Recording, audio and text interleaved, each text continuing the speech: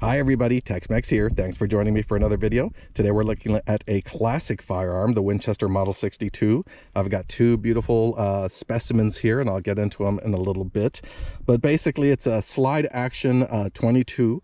The slide action, we call them pump action nowadays more than slide action, but basically you slide this back and forth to load rounds into the chamber. These are old. They were introduced in 1932. Now these themselves are not from 1932, but they came out as the 62 and 61. The difference between the 61 is the 61 was a hammerless version, very similar to the Model 12 shotgun. But these have the hammers, they have that traditional Winchester look, they have that straight stock, as you can see here. They don't have that curve that a lot of the other stocks, Marlin styles, have. It's a straight stock look, just like the old Winchesters.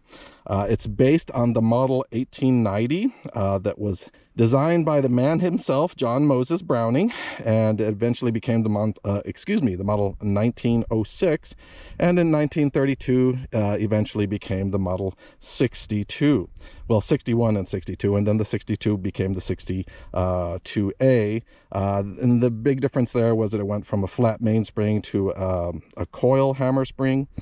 And you can tell whether they're Model 61As or not, depending on how many screws they have on the bottom of the tang there. Because the older models had multiple screws, I believe they had 4 holes, and the newer ones have 1 hole. Now, this one is my father-in-law's, and you can see the bluing is completely worn off, although the wood is still in relatively good shape. Beautiful firearm here. They are takedown versions. As you can see, there's a screw there, so you can take the upper and lower apart and store them separately if you want to.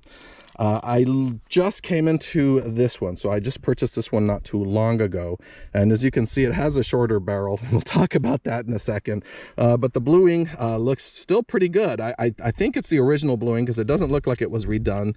There are a few little marks here and there as far as rust, but very little. It's actually still in relatively good shape, and I'm assuming the wood is original as well. They might have been refinished, but it's hard for me to tell. One thing I did look up was the serial number on this particular one, and it starts with a 295, and that got it down into about a 1953. And this one here, even though it looks older, just because it's in slightly worse shape, actually is a 297. So this is technically newer. It was probably made potentially still in 1953 or 1954, somewhere around that. But they were made all the way between 1932 and 1958. Now, typically they have a 23-inch barrel. This one has a shorter one. They are chambered for 22 long rifle, 22 long, or 22 short. In fact, there was a version of this that was strictly for 22 short, that was basically the gallery guns type one. So when you used to be able to go to the state fairs, the old circuses where they would have a shooting gallery, although they did have other models, this was a very popular one that they used in 22 short for shooting the duckies and the bunnies. But as far as this one having the shorter barrel, I want to show you something. When I purchased it, I saw the picture and saw that it had a shorter barrel, and I researched them trying to find out if they ever produced a shorter barrel version of the 62A, and they didn't. So this one was obviously cut down at some point. You can see here that on this original one, it's much longer. There's even a gap here between the front sight and the muzzle, where there's much less gap here between the front sight and the muzzle. And I'm not sure if you can see this, but the muzzle here is rounded. It's a rounded muzzle. On this one, it's flatter, but I will give them credit. Whoever cut this muzzle down, because I'm pretty certain that's exactly what happened, they did a good job with the crown, and it's actually a recessed crown. So I'm not sure if you can see that there. I'll try to take a picture in different lighting so you can see it. So I'm hoping they did a good job. I assume what it was is somebody had a Model 62A. They wanted it a little bit shorter for whatever reason, whether they wanted it for a youth, although I'm not sure they did that because the stock was not cut down. For a smaller length of pull, the only thing they did was cut the barrel down a little bit. So maybe they had damaged the original crown and wanted it shorter. Maybe whoever owned this at one point wanted it to just be a shorter firearm, and I kind of like it shorter, to be honest with you. I just want to make sure that the crown's in good shape and that it is able to group at a decent distance. So what I'm going to do is I'm going to set up target down there. We are at 50 yards, well, about 52 yards. I'm going to fire a couple of different types of 22 long rifle out of my new purchase here, and hope very much that they group somewhat well, because spoiler alert, if you have a bad crown on your muzzle, you're going to have very, very bad accuracy. So I mean, other than that, it looks nice. It's just a V-notch rear sight. I really thought that it would be a buckhorn, but no, it's just a V. And you've kind of got the you know, the bead front sight there. So I'm used to buckhorns. I kind of like the buckhorn that has the semicircle in the bottom, so you can just kind of put that front bead onto the semicircle, and you know your point of impact is right above that. With a V-notch and a dot, that's a little bit different, but I'm sure I'll figure out the sweet spot for this particular firearm. So what I'm going to do is I'm going to fire a couple of different types of ammo through it. I figure I'll shoot some mini mags. These are the only 38 grains I have right now, and I wanted to try a 38 grain and 40. So I'll do, oh, I'm sorry, these are 36 grains. I'm going to shoot some 36 grain mini mag hollow points, and probably some Winchester Super X, just because this is a more classic type bullet that I have here, high velocity. And then just to try a standard velocity, I'll do some standard velocity CCI as well to see if that really makes any difference for these particular, well, for mine. I'm not going to shoot my father-in-law's. I don't have as much time out here to shoot both and to accuracy test them. I'll do that at some later time. I just want to make sure that this newer purchase here is actually hitting somewhat decently. So I'm going to go set up this target down there, and let's get some shooting. Well, a little breeze is starting up, but we're not going to let that stop us. We're going to start with, let's see here, the standard velocity 40 grain CCI. Put 5 rounds in there. I'm going to shoot them at the center of the target because I have no idea where this is sighted in. And let's see how we do. Maybe I should have started at 25 yards. Let's see here.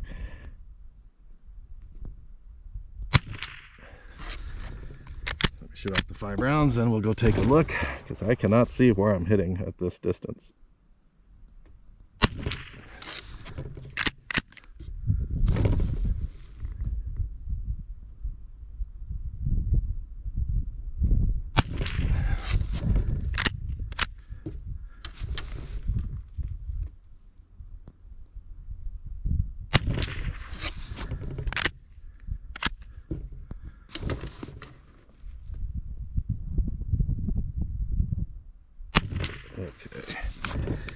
Okay, that's 5 rounds. So let's go take a look and see how they did.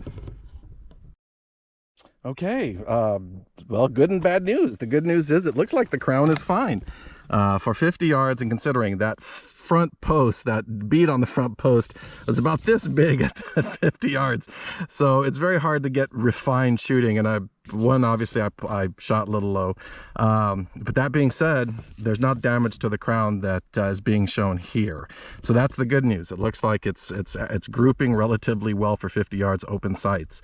Bad news is that it's low and to the right. Now, getting it higher is not a problem. I can just move the rear sight up. And actually, I may leave it as is, because that being said, for a gallery gun, and it is going to be something I'm going to use more often shooting those kind of steel targets over there, I'm going to be shooting at much closer distances. I just wanted to get out a little further to see if it was grouping okay. But the bad news being that to get this drifted over, I will either have to drift the rear sight to the left or the front sight to the right. Is that correct? Yeah, it's the rule of 4s, front, opposite, rear, same. So when you're trying to remember which sight you need to drift which direction, the front you drift opposite in the direction you want it to go, and the rear you drift in the same direction you want it to go. And I don't have, I need some special tools to drift without really damaging the firearm.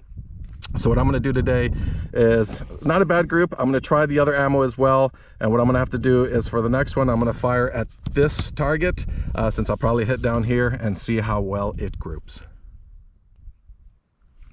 And next up will be 5 rounds of this Winchester Super X. It's also a 40 grain. It's considered a high velocity ammo. So let me see how well it groups at 50 yards.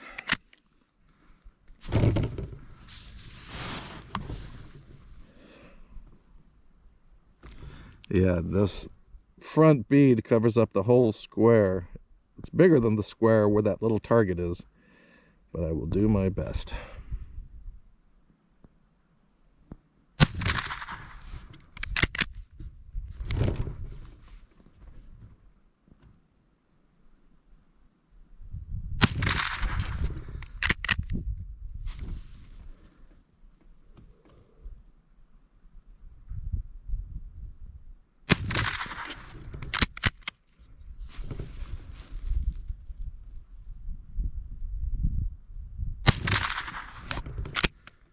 And this is 5.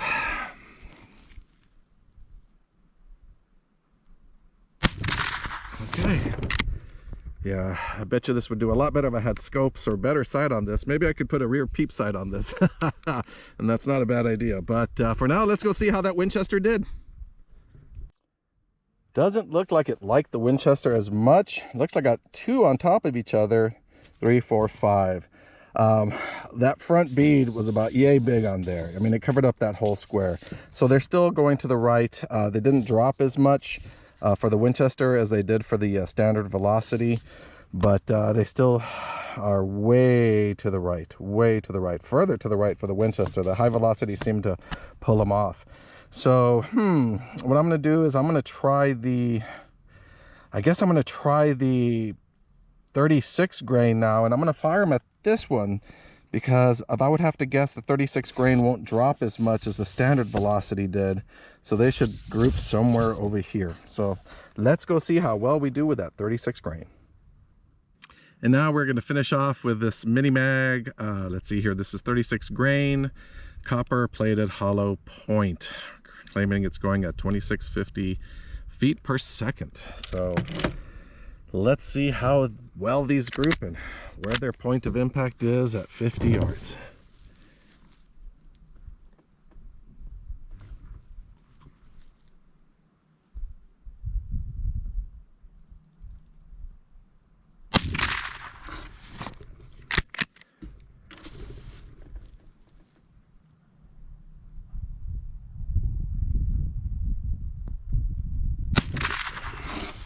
Yeah, this bead, I need a bigger target at 50 yards for this particular rifle.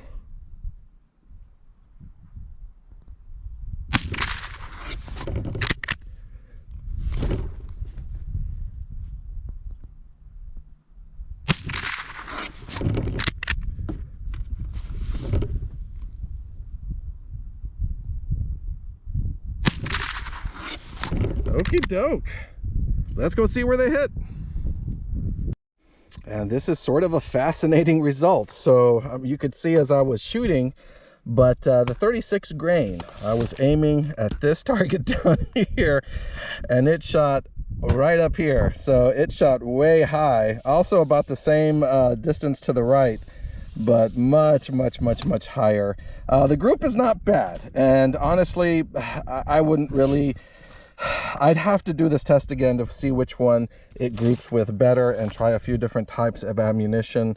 I mean, if I just look here, it looks like the standard velocity did the best. And now for this one, remember, I was aiming here, it hit here. It's got the tightest group here with one a little bit lower. It was probably the easiest one for me to aim at because, like I said, that front bead is so large that at least here it would just cover the center of the target. Where over here it was basically like here or here, and it was much harder to keep my shots consistent, which may be why this group's a little more open and this one. But yeah, so that 36 grain, it shot not only about 1, 2, 3, 4, 4.5 inches to the right, it shot about 6 inches high. The standard velocity shot about an inch low and about 3 inches, 4 inches to the right. And same here, this one was about 1 inch low, almost dead on, and about 4 inches to the right. So a little more testing. That being said, I'm happy with the results in the sense that they're grouping. I was having having a lot of trouble with the crown on this rifle, these groups would be much wider at 50 yards. And not only that, I might even see some keyholing or something of that sort. So all in all, it's shooting well. I am just going to have to tap on these sights to adjust them accordingly to drift the point of impact to the left. I can see the front sight looks like it's actually already slightly, I don't know if you can see it here, but it looks like it's slightly already tapped to the right. So it may have been that the previous owner had already tried to correct that little bit, but the rear one hasn't been drifted either way, and I could drift this rear side a bit to the left and try to, you know, get that point of impact more right where I'm shooting. That being said, this is another thing that, you know, I realized shooting this rifle here today is that, you know, this is a gallery style rifle. So really this is for shooting 20, 15, 10 yards at some, you know, steel spinning targets. That's what it's fun for. I may even try shooting some 22 short out of it before I decide how to adjust the sights and see how the 22 short is hitting, because it may just be a fun rifle for shooting steel at closer distances with 22 short. It's like a gallery gun, and that's how I intend to use it. But anyway, it was a fun shoot. It's nice to shoot some of these classic 22 rifles. I hope you all enjoyed the video as much as I enjoyed making it. As always, I hope you're out there staying safe, having fun, and I will see you in the next video.